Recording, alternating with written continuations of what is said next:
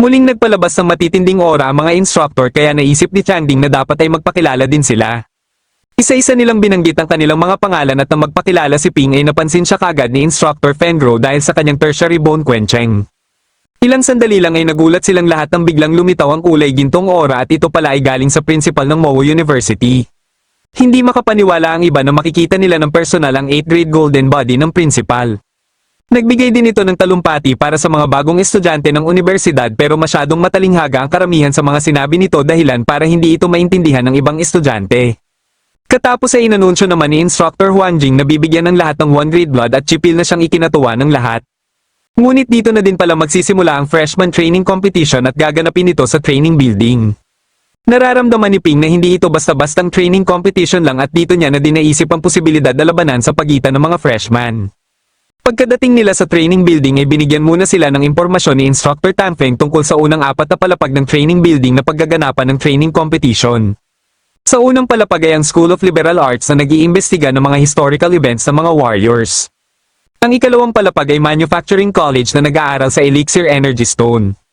Sa ikatlong palapag ay ang Tactical Academy na nag-aanalisa sa komplikadong team strategiya ng mga warriors. At ang pang-apat na palapag ay Weapon Academy kung saan nagsasanay ang mga martial artists sa gumagamit ng sandata. Katapos ng training competition ay mapapabilang sila sa college kung saang floor sila maabutan.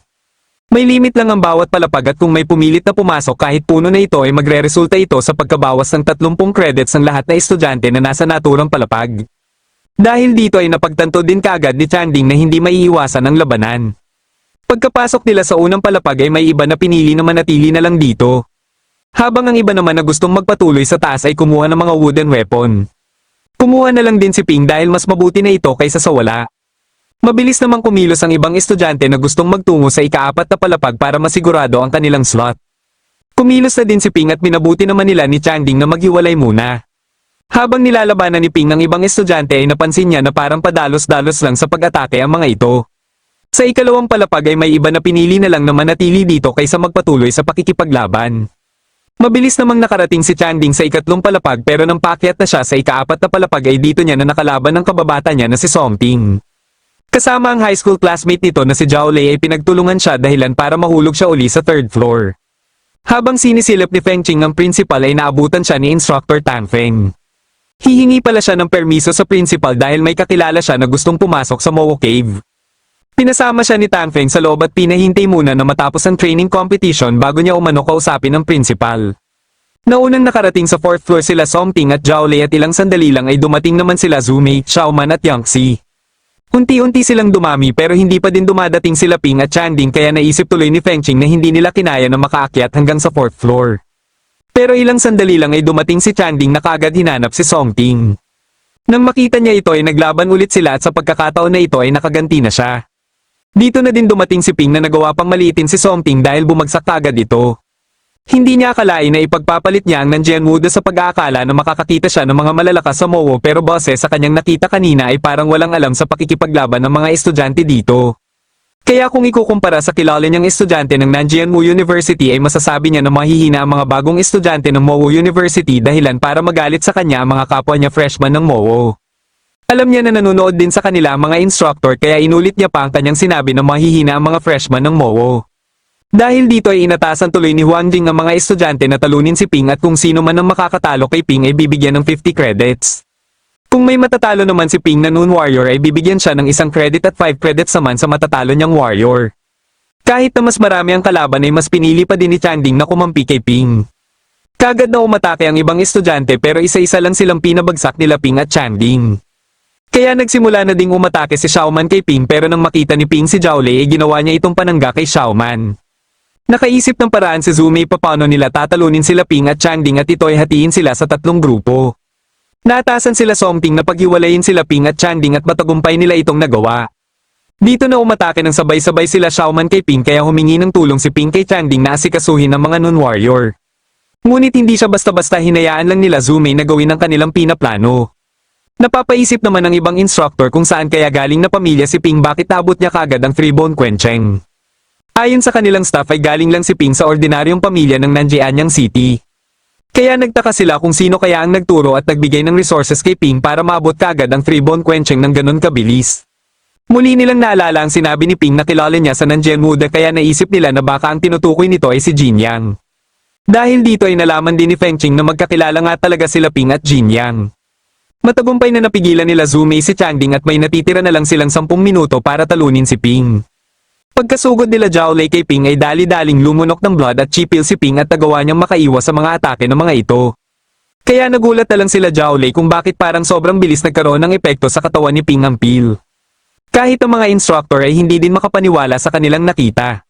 Sinubukan pa nila Zhao Lei na dakpin si Ping pero naubos na lang ang oras ay bigo sila na matalo si Ping.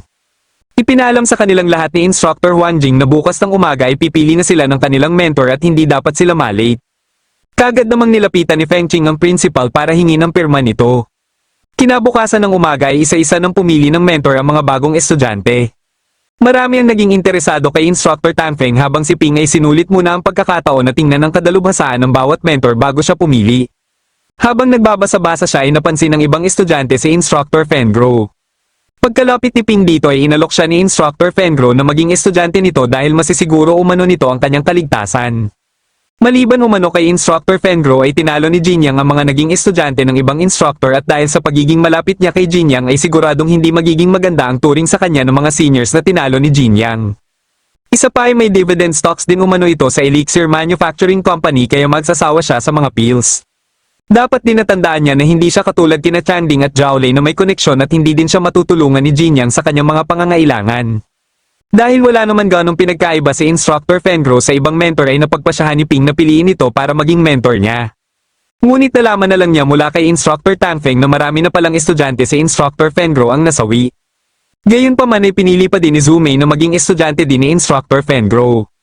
Kinabukasan din mismo ay sumailalim din kagad si Ping sa pagsasanay kay Instructor Fengro. Dahil sa maayos sa pagtuturo ni Instructor Fengro ay marami kagad ang natutunan ni Ping na aktwal din niyang nasusubukan sa kanyang katawan. Kaya makalipas lang din ng ilang oras ay naramdaman kagad ni Ping ang napakalaking ipinagbago sa kanyang katawan. Bukas ay sasamahan na din sila ni Zhu Mei sa klase at naisip naman ni Ping na humingi na din ng mga pills bago siya umuwi. Ngunit hindi siya binigyan at pinalabas kagad ng bahay na walang dala kahit anong elixir. Tinawagan ni Instructor Fengro ang dati niyang asawa para paalalahanan nito na hindi idamay ang kanyang mga estudyante sa ginagawa nito. Pero katwiran ng kanyang asawa ay para naman umano sa kanilang anak ang ginagawa nito at para maipagiganti na nila ito. Kinabukasan habang sinusubukan nila Ping at Zhu Mei ang tibay ng kanilang lower limbs ay ipinakita sa kanila ni Instructor Fengro ang tamang pagsipa ng hindi nagsasayang ng blood at chi.